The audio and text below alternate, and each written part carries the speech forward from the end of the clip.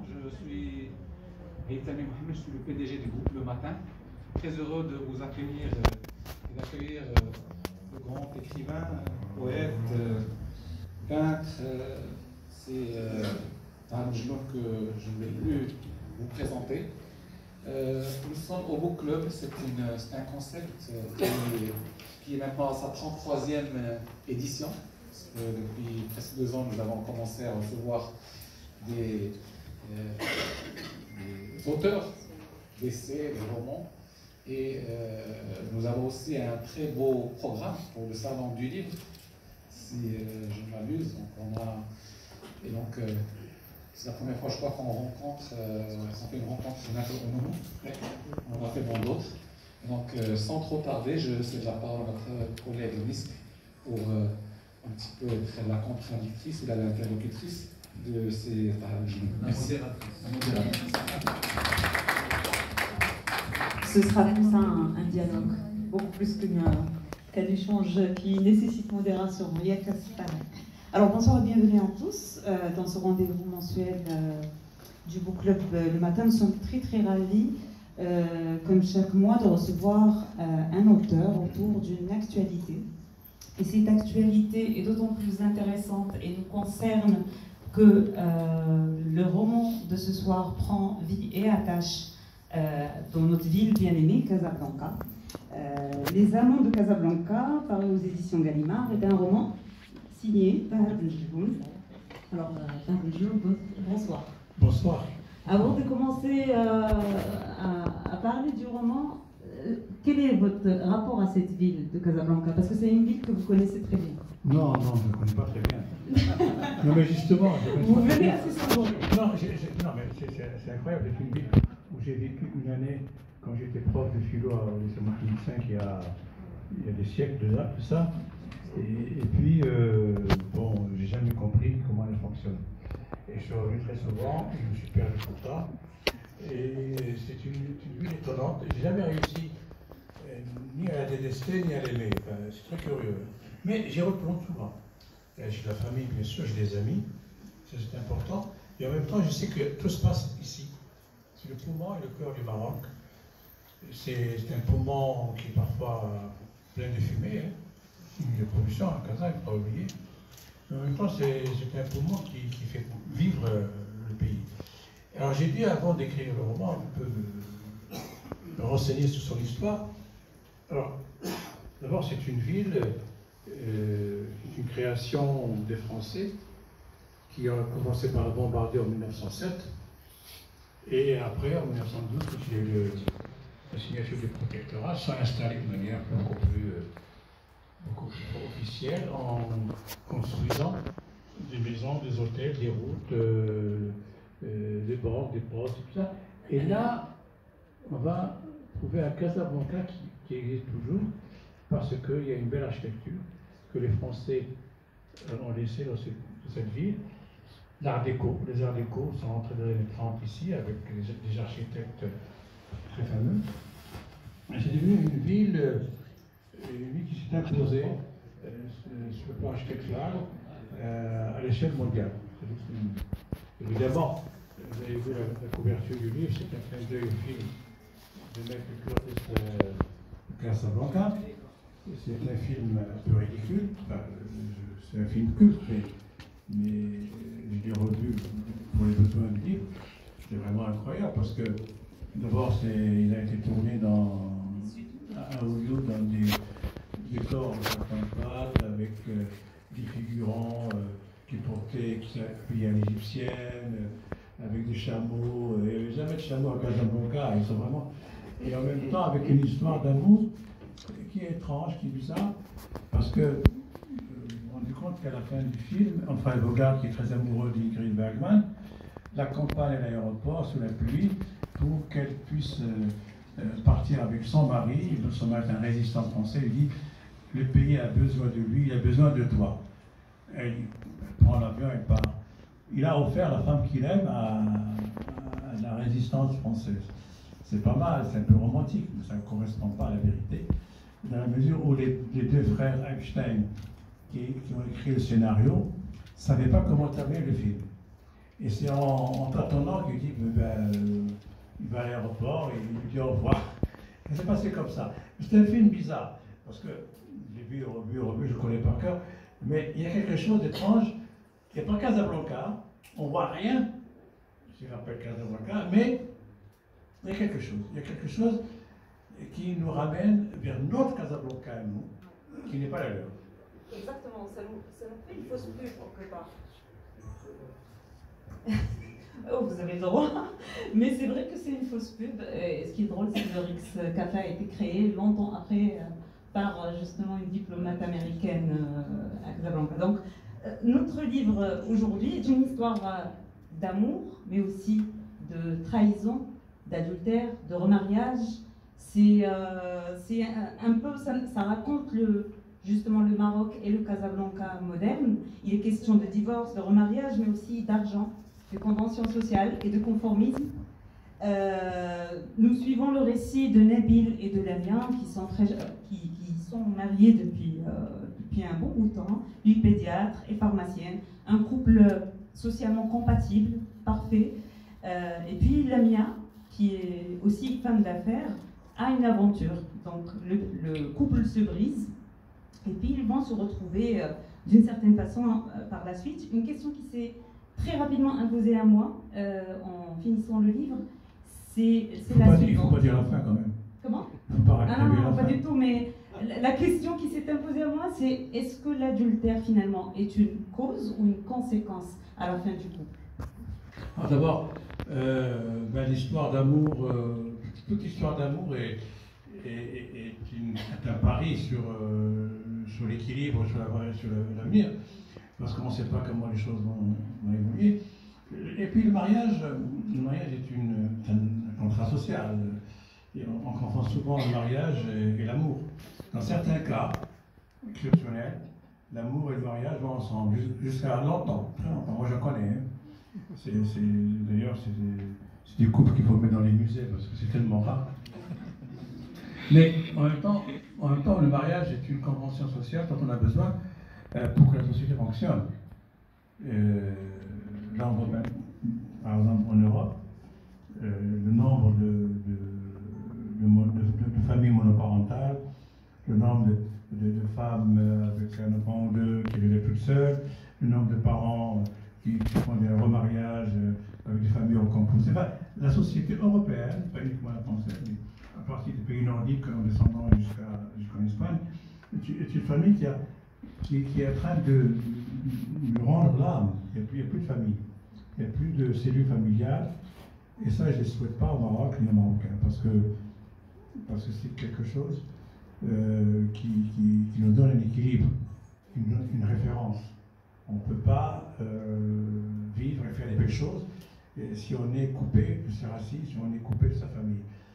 Et d'ailleurs, on voit très bien comment les personnes âgées sont traitées dans tous ces pays, sans exception de la Finlande jusqu'en Espagne. Vraiment, c'est leur société, c'est leur choix, je ne le conteste pas, mais pour nous, ce n'est pas un modèle. Clairement pas, mais est-ce que la famille, justement, parce que tel que vous la dépeignez dans le roman, la famille peut être très toxique et intrusive, dans les couples en tout cas. Mais attends, je n'ai pas terminé. Parce qu'on se marie, un homme et une femme se marient, ils oublient que dans le package, il y a la famille, les deux familles, d'un côté comme de l'autre. Et ça, c'est quelque chose qu'on ne peut pas ignorer ni oublier. Et évidemment, ça fait partie un peu du folklore, parce que le folklore, c'est un mot un peu fort, mais disons, de la vie. Et tout le monde intervient dans tout. Et la vie du couple n'est pas protégée. Tout le monde intervient pour savoir qu'est-ce qu'il faut faire, qu'est-ce qu'il faut acheter, qu'est-ce qu'il doit acheter, quelle fête. Bref, c'est comme ça. Bon, c'est comme ça. Et autant, quand arrive le moment du divorce, les parents s'en mêlent. Ils s'en mêlent, ils donnent le point de vue, ils jugent. Bon, Nabil est traité par son beau-père, il dit ce n'est pas un homme. Ah ouais, c'est dur de dire ça à un Marocain. Enfin, bref. Mais en même temps, ce sont des familles qui peuvent parfois être vachement toxiques. Et ça, on le sait, on le connaît. Mais en même temps, la liberté, moi j'aime bien le personnage de Lamia, j'aime aussi Nabil. Mais Lamia, j'aime bien cette vivacité, cette énergie, cette passion qu'elle a de la vie, cette ambition. Elle est ambitieuse, elle gagne de l'argent, elle aime l'argent, elle le dit, elle ne le cache pas. Et elle n'est pas à la traîne d'un homme richissime. Non, elle fait sa vie, elle gagne son argent, elle le dépense, et en même temps, ça le rend libre et indépendante, au point où effectivement, elle se sent disponible pour une histoire. Mais ça arrive, ça ne prévient pas. En même temps, bon, ça fait un choc parce que dans nos sociétés, on n'a pas l'habitude de ce genre de rupture, de ce genre d'accident. Moi, quand j'étais tout petit, vraiment, j'avais 9-10 ans, on venait d'arriver à Tanger. Le meilleur ami de mon père, une famille qu'on connaissait très bien, avait trouvé sa femme avec un homme dans le lit conjugal. Et ma mère me racontait ça comme une tragédie. Évidemment, la femme a été renvoyée tout de suite avec son amant. Et il n'a plus jamais eu le droit de revoir ses enfants. Ça a été quelque chose qui m'a choqué. Je me suis dit, mais bon, elle n'a pas fait quelque chose de très grave. Bon, d'accord, elle a trahi son mari, elle a amené mort. Mais de là à lui interdire tout contact avec la famille, ça passe dans les années 50, hein, on est très bien, il y a un siècle. Mais en même temps, je ne sais pas aujourd'hui si on pardonne tellement l'adultère. Ça n'a pas beaucoup changé, en tout cas pas concernant les femmes. Ouais, ben les hommes, évidemment, font ce qu'ils veulent, on le sait. Mais alors là, il faut trouver quand même qu'on arrive un jour à arriver à une harmonie du couple, une sorte de partage du travail. Absolument. Alors justement, comment un couple se forme? En lisant le roman, Nabil et Lamia se sont rencontrés à Paris en faisant leurs études et ils se sont plus parce que il y a une attirance physique, voilà, plus parce qu'il y a aussi une compatibilité sociale. Et donc finalement, est-ce qu'on se marie quelque part pour les bonnes raisons? C'est ça le problème. C'est que mine de rien, si Nabil n'était pas du même niveau social ou alors d'une famille facile parce que c'était important pour Lamia, est-ce que cette rencontre aurait pu avoir lieu? Est-ce qu'elle aurait donné un mariage? Non, tout est possible. Moi, j'ai connu des mariages de toute catégorie, y compris j'ai commencé par moi-même. Moi, j'ai épousé une fille d'immigrés, berbère. Donc, vous imaginez un fessé avec une berbère, c'est le choc de civilisation. J'ai raconté ça dans le bonheur conjugal, où je peux en parler. Mais en même temps, ma famille a très mal réagi. Et la famille de mon ex-femme a très mal réagi aussi. C'est que finalement, je me suis rendu compte que la mixité sociale au Maroc n'est pas encore tout à fait acquise. On accepte beaucoup la mixité quand c'est un niveau de pouvoir économique égal, mais quand deux niveaux différents se rencontrent, c'est le choc des cultures et des civilisations. Et ça a été très dur, très dur, parce que le couple que j'ai formé à François était normal, on était très bien, on n'était pas du tout. Mais ça a fini par craquer pour une raison. Bon, ça c'est une parenthèse. Mais aujourd'hui, ce que je vois, je remarque beaucoup, j'observe.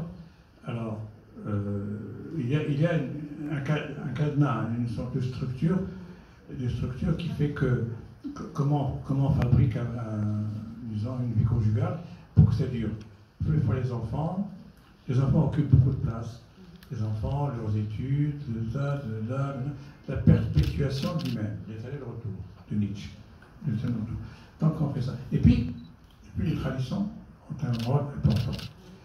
Moi, j'aime beaucoup les traditions de notre société. Je trouve que nous avons des traditions magnifiques, admirables. Mais en même temps, il y a certaines choses qu'on ne peut plus accepter aujourd'hui. Notamment les deux articles de loi 489-490 qui sont anachroniques. Vous imaginez que les jeunes Marocains ne font pas l'amour? Heureusement qu'ils font l'amour. Vous imaginez, on aurait une société complètement névrosée et complexée. Vous imaginez arriver à se marier à 25-30 ans sans avoir jamais rencontré le corps de quelqu'un d'autre, c'est pas possible. Bon, heureusement. Par ailleurs, l'homosexualité, bon, enfin, nous sommes des gens, une société normale, c'est-à-dire qu'il y a sa part d'homosexuels. Les homosexuels, c'est des gens qui naissent avec un désir pour le même sexe. On ne va pas les condamner pour ça. C'est ni les juger. Quel droit? Quel droit? Ce sont des choses qu'il faut régler. Mais ça peut être réglé que par le Parlement. Or, j'ai l'impression que le Parlement marocain ne s'occupe pas de ce genre de choses qui sont dans la vie quotidienne. Si. On ne peut pas continuer. On en parle maintenant. On en parle, mais on ne peut pas continuer à nier le problème de l'avortement, le problème des viols. On ne peut plus, c'est fini. Il faut donner la liberté à la femme de disposer librement de son corps, et si elle veut un enfant, elle le garde. Si elle ne veut pas, elle peut ne pas le garder pour des raisons personnelles que personne n'a le droit de juger. Ça, c'est la modernité. Beaucoup de gens, ils sont pour. Mais malheureusement, le débat dans le pays n'est pas ouvert, réellement. Absolument. Alors, c'est pour ça qu'on se permet de faire des choses cachées. Certains parlent d'hypocrisie. Moi, je suis contre ce mot hypocrisie parce que quand on est hypocrite, on a des intérêts, on n'est pas sous le joug de la loi. Là, on a des articles qui menacent un petit peu notre intégrité et notre liberté si on prend la parole. Donc, c'est pour ça que le mot hypocrisie m'agace un petit peu. Mais sinon, aujourd'hui, dans ce roman-là, Les Amants de Casablanca, on parle beaucoup de liberté de femmes, de conditions, de la moudawana, de jugement justement à l'égard des femmes plus que les hommes. Il est question forcément de laïcité entre les lignes, clairement dit, mais est-ce que vous n'avez pas eu peur que les gens lient forcément la liberté à l'adultère justement, et à des choses qui sont moralement répréhensibles? La trahison n'a jamais été une chose acceptable, que ce soit une trahison d'amitié ou d'amour, ça c'est normal.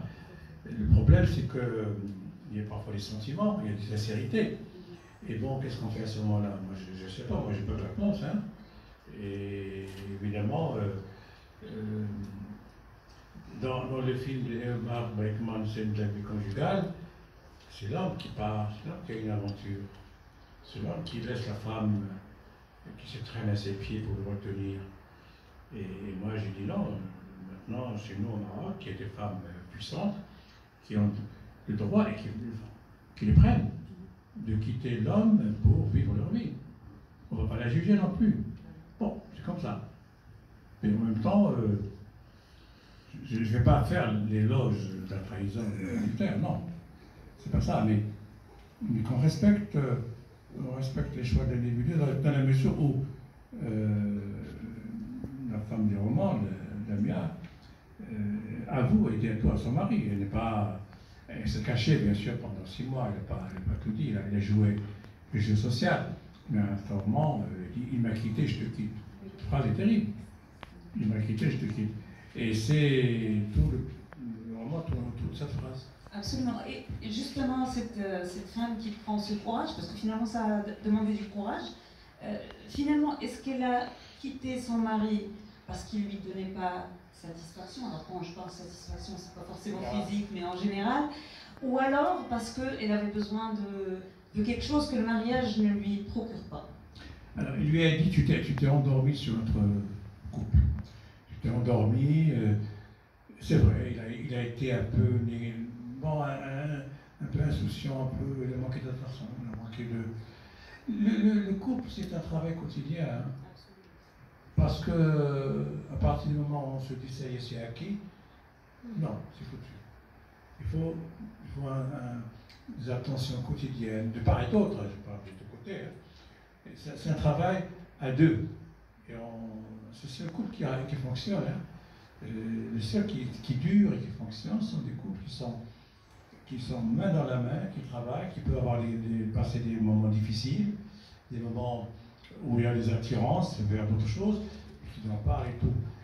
Il faut arriver à ça, c'est pas facile, hein. C'est une éducation, une pédagogie qu'on n'a pas dans notre société, dans notre tradition. Dans notre tradition, qu'est-ce qu'on a? Ouais, il ne faut pas qu'on te voit faire ça. Très bien, hein. On est un peu caché. Non, il faut qu'on sorte de ces cachotteries et tout ça. Et ce que fait la mienne, elle dit, voilà ce qui se passe. Oui, alors la mienne, elle a eu ce courage, mais quelquefois, j'ai relu quelques passages et je me demande finalement si la mienne n'était pas plus attirée, pas par un autre homme, mais juste par le goût de l'interdit. Par la découverte d'autre chose, parce qu'elle est tombée sur la main d'un professionnel de la séduction. C'était un spécialiste qui lui a fait découvrir son corps, c'est humain, c'est des choses qui arrivent. C'est bien sûr. Mais en fait, je parle d'interdit parce que finalement, à un certain moment, c'est Nabil qui va être l'interdit. Et c'est ça qui est intéressant. Finalement, tu retrouves le désir pour ton mari parce qu'il est plus accessible. Ouais. Mais de toute façon, ce qui est pour moi le personnage dont on n'a pas beaucoup parlé, c'est Casablanca. Hein. Aussi, absolument. Casablanca, c'est une vie terrible, hein, terrible. Alors justement, vous étiez parfois dur, mais en même temps pas... voilà, vous ne détestez pas Casablanca, mais vous êtes dur à l'égard de Casablanca, les Casablancais, les bourgeois en particulier. Vous n'êtes pas indulgent vis-à-vis d'une certaine bourgeoisie casablancaise. Est-ce qu'elle est différente d'une bourgeoisie dans une autre ville ou un autre pays? Non, si on prend la bourgeoisie occidentale, c'est une bourgeoisie qui d'abord a privilégié la culture, les arts, les traditions. On fait la queue pendant des heures devant un musée. On lit des livres, on transmet dans les maisons et les bibliothèques, on transmet la lecture, etc. Nous, on a une bourgeoisie d'argent, pas une bourgeoisie de culture. La culture, peut-être que certains achètent des toiles de peinture, mais ne lisent pas de livres. Donc on a un problème de culture, et ça c'est quelque chose qui est très malheureux, parce que finalement c'est la bourgeoisie qui donne le ton d'une évolution d'un pays. Mais si elle est inculte, ça arrive. Inculte, ça fait mal. Ça fait mal parce que on aurait besoin d'une élite qui fasse circuler des valeurs d'humanisme, des valeurs de gratuité, des valeurs de beauté, d'art, de culture. Malheureusement, on n'a pas ça. Quand vous allez dans des grandes maisons très très bien accueillies, très généreusement accueillies, vous verrez, le cadre est magnifique et tout, mais derrière ça, qu'est-ce qu'il y a? Il y a le néant. Bon, il y a les affaires, bien sûr, mais les affaires, c'est bien. Mais il y a un temps pour tout. Il faut aussi qu'il y ait des livres dans la maison. Ah ben, il n'y en a pas. Partout où je vais, je dis, ah ben, il n'y a pas de livres, c'est curieux. C'est quand même malheureux que nous soyons dans une société où la lecture est devenue quelque chose de tellement rare, en arabe et en français, hein, c'est pas en anglais, peu importe la langue. Ça vient d'éducation. Pourquoi, moi, tout petit, j'allais emprunter des livres à la bibliothèque américaine, à la bibliothèque française, et puis il y avait des livres en arabe à la bibliothèque américaine, et je lisais ça, toutes les semaines je lisais. On n'avait pas de télé à la maison, on n'avait pas de radio. C'était en 1960, il n'y a pas longtemps. C'est peut-être ça, justement, qu'il n'y ait pas d'autres divertissements. Oui, mais j'allais au cinéma. Le cinéma, c'était quelque chose qui m'a appris beaucoup de choses sur la culture. Mon père discutait avec lui, quand je vois un film, on discute et tout, et c'était à l'époque des très grands films. Mais en même temps, dans la maison, mon père prenait des bouquins, il lisait en arabe, bien sûr. Bon, ma mère, on ne lisait pas, mais il y avait une présence. Ma mère avait sa propre culture, sa propre tradition. C'était magnifique d'avoir préparé un trousseau de mariage, préparé une cérémonie, c'est extraordinaire. Aujourd'hui, finalement, on délègue tout, et les traiteurs qui font tout. On est dans une société de plaisir, mais une société un petit peu absente de la vraie culture.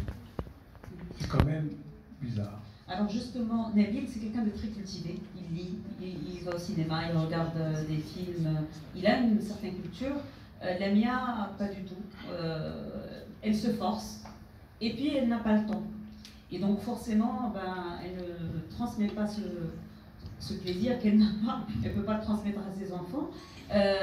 Donc, quelque part, est-ce que c'est pas charger la mère un peu trop et dire que c'est parce qu'elle est absente que les enfants sont gâtés, que les enfants sont incultes aussi? C'est un autre sujet, l'éducation des enfants. Mais le fait que Nabil soit cultivé et éduqué, c'est une réaction personnelle. Parce qu'un soir, j'étais dans un dîner, il y a longtemps, un dîner où il n'y avait que des médecins. Parce que c'est un neveu médecin. J'ai entendu une phrase qui m'a glacé. Il y avait un médecin, un chirurgien très connu, il m'a dit « Ah, on rigolait, moi j'ai jamais lu aucun livre. » Avec fierté, en fait. Avec le rigole, il rigolait. Il dit « Alors tu es content ?» Ah ben oui, mais ça ne me manque pas. Et les autres ne lui ont pas dit. Les autres ont dit « Ben moi aussi, j'ai pas le temps. De toute façon, ça m'ennuie, la littérature, les romans. Ah, j'aime bien lire, je sais pas moi, une BD parce que c'est plus facile. » Et je me suis dit « Mais quand même, les gens qui ont fait des études, qui sont utiles à la société, qui vont sauver des œuvres humaines et tout, ils ne savent pas ce qui se passe, ils ne savent pas tout ce qu'ils perdent en ne lisant pas Cervantes, Dickens, Dostoïevski, Tolstoï, je ne sais pas moi, Victor Hugo. C'est extraordinaire. Enfin, c'est extraordinaire. C'est franchement quand je m'ennuie jamais, sauf quand la rame a du retard. Et là, je ne peux pas lire. Je me suis énervé. Mais je lis toujours un livre dans la poche. Mais je lis parce que ça m'apporte quelque chose, ça me nourrit, ça m'aide à vivre. Absolument. Mais vous l'avez dit vous-même, ce qu'on ignore ne nous manque pas. Et à partir du moment où ils n'ont pas été initiés justement à la lecture, ça ne leur manque pas, tout simplement.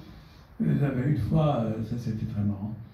Une fois j'étais avec mon plus jeune fils, qui a maintenant 26 ans, mais à l'époque il est tout jeune. Et on est allé dans la ville d'Alba, qui est la capitale de la truffe. Et mon fils n'a jamais entendu parler de la truffe. Et on était invité à un dîner, ils nous ont fait plusieurs plats de la truffe. Il a aimé. Et après il m'a dit, papa, tu sais, si je n'avais pas goûté la truffe, ou le caviar, je ne m'aurais jamais manqué. Je dis oui, effectivement. C'est la même chose. Si on n'a jamais lu, ça ne va nous manquer. Mais si on a goûté, effectivement, on recommence. On dit, quel est le prochain roman de Lucrezio, quel est le prochain roman de Magui Mahfouz, etc. Qu'a écrit Mahmoud Darwish, etc. On est dans l'attente, on est dans la communion avec ces auteurs, avec ces génies qui nous apportent quelque chose. Enfin, moi, j'ai voyagé beaucoup en Amérique latine. C'est un ensemble de pays qui nous ressemble beaucoup. Et je me suis dit, à chaque fois que je vais faire un voyage au Mexique, en Argentine, au Chili, au Pérou, je lis les écrivains de ces pays. Et ça m'aide à comprendre la société péruvienne ou mexicaine. C'est des clés. C'est des clés. Absolument. Parce que, il y a des guides touristiques pour vous dire comment aller à tel musée ou à telle rue, etc. Mais moi, l'âme d'une société, l'âme d'un pays, c'est la littérature qui la donne. C'est le roman qui la donne. Et c'est ce que disait Balzac. L'âme d'une société, c'est le roman. C'est le roman, parce que, c'est bien sûr sincère et bien fait. Et puis, ça nous enrichit l'expérience humaine, parce que dans une vie, on ne peut pas tout vivre. on ne peut pas tout expérimenter, donc voilà, moi je suis... maintenant je sais ce que ça fait de vivre l'adultère de l'intérieur, chose que j'ai jamais vécue et que j'espère ne jamais vivre, donc voilà, ça nous enrichit. Lamia, c'est quelqu'un qui a très bien réussi. Alors, elle est pharmacienne, mais elle a aussi dirigé des usines, et c'est quelqu'un qui s'est complètement épanoui financièrement. Il y en a à Casa, moi j'en ai connu des femmes comme ça, extraordinaires, des superwomen qui sont très, très fortes. Absolument. Qui ont de la volonté, qui sont présentes, qui sont admirables. Et justement, à un certain moment, vous parlez des femmes qui réussissent, et qui, peut-être vous faites dire ça à peut-être un membre de la famille, les femmes qui réussissent n'ont pas beaucoup peut-être de succès en amour, ou elles sont quelque part condamnées à rater leur couple. Est-ce que c'est quelque chose d'inéluctable? Est-ce une fatalité? Non, c'est pas en une tout cas, fatalité. dans la société marocaine actuelle. Non, c'est pas une fatalité. Tout dépend du lien et la manière dont on a fabriqué le couple. Je disais tout à l'heure, c'est une pédagogie quotidienne. Ce que reproche Lamia Nabil, c'est de s'être endormi sur le couple qu'ils ont formé il y a 10 ans. Et c'est ça qui est dangereux et grave. Et évidemment, c'est important de se remettre en question, de se poser des questions, de regarder l'autre avec bienveillance et de ne pas être dans la fuite ou dans l'espèce de fatigue. L'usure existe, bien sûr. Et un couple qui a vécu 20 ans n'est pas le même qu'il y a 20 ans, c'est différent, il y a autre chose. La vie se transforme, le corps se transforme, tout. Il faut accepter l'usure du temps et de la vie. Mais alors, est-ce qu'une femme qui réussit a moins de chances de réussir son couple qu'un homme qui réussit? C'est pas une question de moyens, c'est une question, encore une fois, de sentiments et de volonté. C'est une question de volonté. Mais est-ce que, par exemple, moi, je me pose la question, est-ce que l'homme marocain, casablancais, disons, pour rester dans le roman actuel, accepte le succès de la femme ou pas encore, ou pas assez? Non, je n'ai pas fait d'études sociologiques là-dessus, mais moi, ce que je vois, ce que j'ai vu dans certains milieux, c'est l'homme qui, après un certain nombre d'années de vie maritale, se met à vivre avec ses copains. Et il sort, pas avec sa femme, il sort avec ses copains. Ça. Et là, c'est quelque chose qui est pathétique. C'est quelque chose de pathétique que j'ai remarqué, pas uniquement à Casa, partout. Et ça, c'est difficile à vivre pour une femme qui se retrouve toute seule, avec un enfant ou deux, et qui est là, qui attend le retour du mari, et qui est parfois violent, qui est parfois là-bas.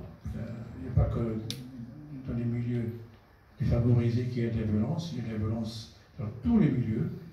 Les femmes sont battues dans tous les milieux, et c'est un sujet qui est énorme parce qu'on n'en parle pas du tout.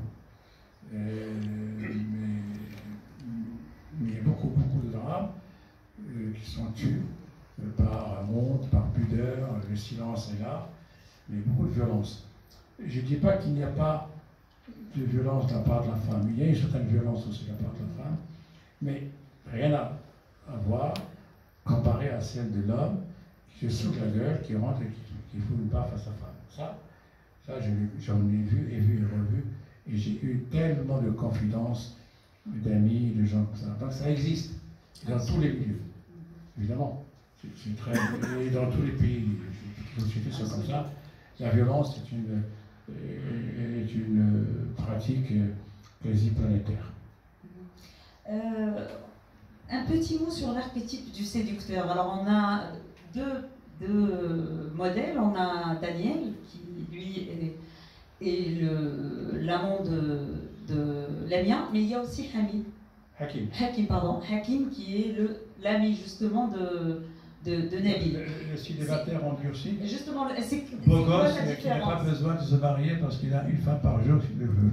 Mais justement, c'est quoi la différence? C'est un peu comme ça. C'est un peu comme ça existe, là, je sais. Évidemment, j'en ai connu des gens comme ça, oulala. C'est pas mal. Il dit, pourquoi je vais marier, je suis très bien. Et il a l'horreur de ça.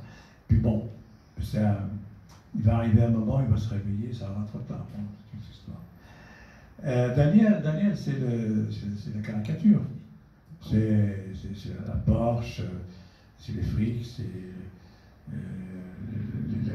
la chemise ouverte, c'est bronzé toute l'année, comment dire, c'est l'expert sexuel qui va d'une femme à une autre, et qui rend sans aucun état d'âme, et qui va d'une...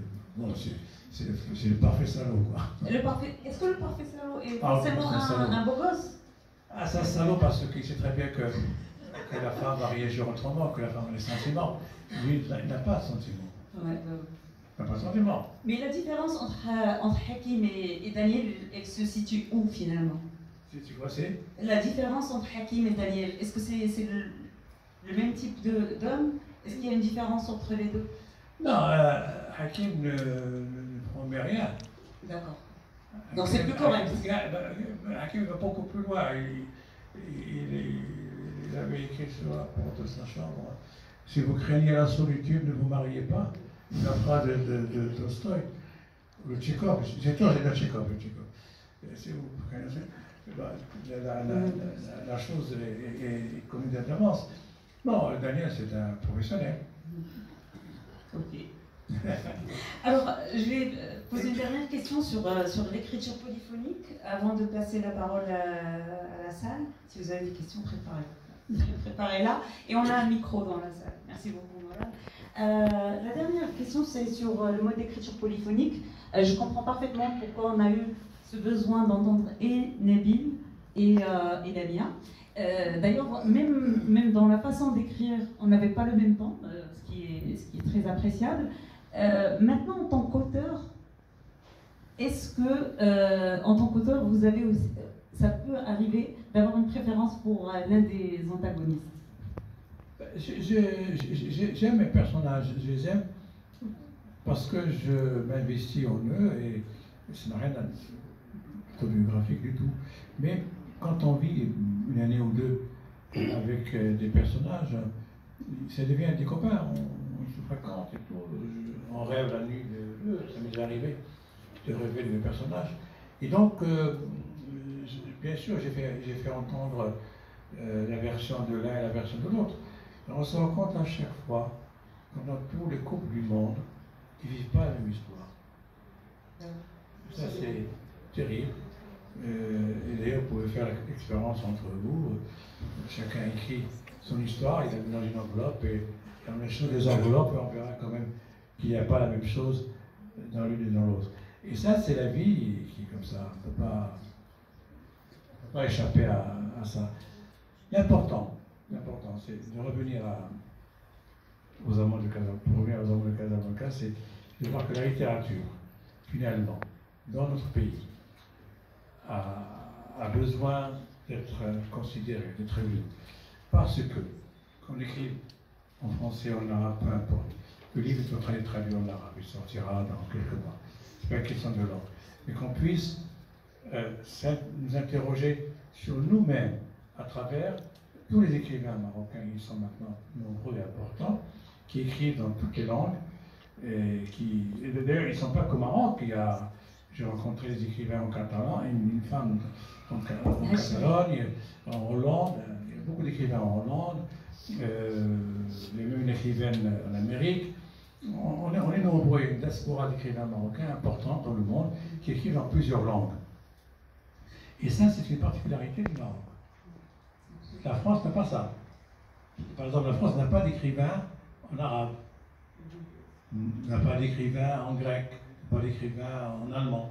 Alors que nous, les Marocains, on a cette chance d'avoir une grande capacité linguistique, on va partout.